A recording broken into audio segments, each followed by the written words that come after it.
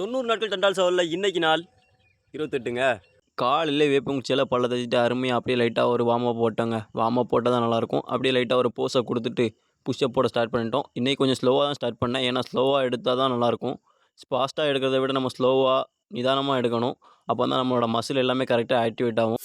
அதை ஒரு 70 push-up normal புஷ்அப்பை போட்டுட்டு அப்படியே நார்மல் புஷ்அப் மட்டும் எடுத்தால் செட் ஆகாதுங்கிறதுனால கொஞ்சம் ஃபிங்கர் புஷ்அப் அது மாதிரி கொஞ்சம் மாடலாக ட்ரை பண்ண ஆரம்பிச்சிட்டேங்க. ஏன்னு கேட்டிங்கன்னா எல்லா புஷ்அப்பும் நல்லா ட்ரெயின் பண்ணணும். ஃபிங்கரும் நல்லா ஸ்ட்ரென்த்தாக இருக்கணும். ஃபிங்கர் நல்லாவே எப்போவும் ஸ்ட்ரென்த்தாக இருந்தால் தான் நமக்கு பஞ்சிங் பண்ணுறதுக்கு எப்போவுமே நல்லாயிருக்கும். அவ்வளோதான், புஷ்அப் எடுத்தாச்சு. இனிமே அடுத்த வேலையை பார்க்க கிளம்ப வேண்டியதான்.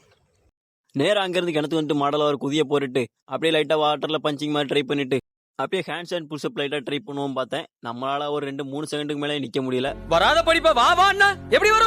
அதே மாதிரி தான், ஒன்றுமே தெரியலனாலும் கொஞ்சம் கொஞ்சமாக அடுத்தடுத்து கற்றுக்கோங்களா, அதே மாதிரி கற்றுக்க வேண்டியதான். நைட்டு ஊற வச்ச வெந்தயத்தை குடிச்சிட்டு அப்படியே பேங்க் கிளம்பிட்டேங்க. பேங்க்கில் போய் நமக்கு ஏடிஎம் கார்டு அப்ளை பண்ண வேண்டியிருந்துச்சு. பழைய ஏடிஎம் கார்டை பிளாக் பண்ணிட்டு எடுத்து அப்படியே புதுசு அப்ளை பண்ணிட்டு வந்துட்டோங்க.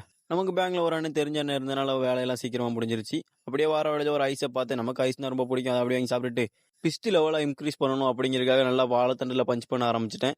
ப்ராக்டிஸ் பண்ணிட்டு இருக்கும்போது ஒரு அண்ணன் ஃபோன் வச்சு, தம்பி கேட்ரிங் போறியா? நான் யோசிச்சேன், சரி போவோம் அப்படின்னு நான் கிளம்பிட்டேன்.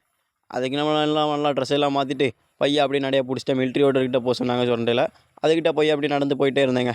போயிட்டு அங்கே போய் பார்த்தா திமுக கட்சி ஏதோ மீட்டிங் அரேஞ்ச் பண்ணுறாங்க போல். அங்கே போய் நீங்கள் கொடியை கட்டுப்பா தம்பி அப்படின்ட்டாங்க.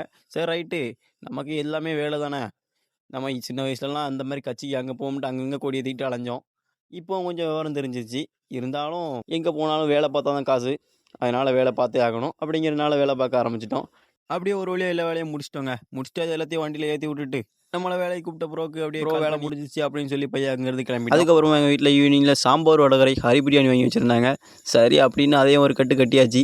இன்றைக்கி ஒரு புடி அப்படிங்கிற மாதிரி ஒரு புடியை பிடிச்சிட்டோம். அதுக்கப்புறமா டைம் பாஸ் பண்ணுறதுக்கு பாக்கெட் எஃப்எம் நமக்கு ரொம்ப பிடிச்ச ஸ்டோரியை எப்படி கேட்க ஆரம்பிச்சிட்டேன். இல்லை, என்னால் தோல்வி அடைய முடியாது. 4வது மட்டம் வரை வந்துவிட்டு நான் தோல்வி அடைவதா? இல்லவே இல்லை, என்னால் முடியாது. நான் கபிலன். நான் பிரபஞ்ச கால வழித்தோன்றல். அந்த ஆதிதேவியாகிய சமுத்ராவை நான் தோற்கடிக்க விரும்புகிறேன். மீண்டும் அடுத்த பதிவில் சந்திப்போம் இனியோர்களே.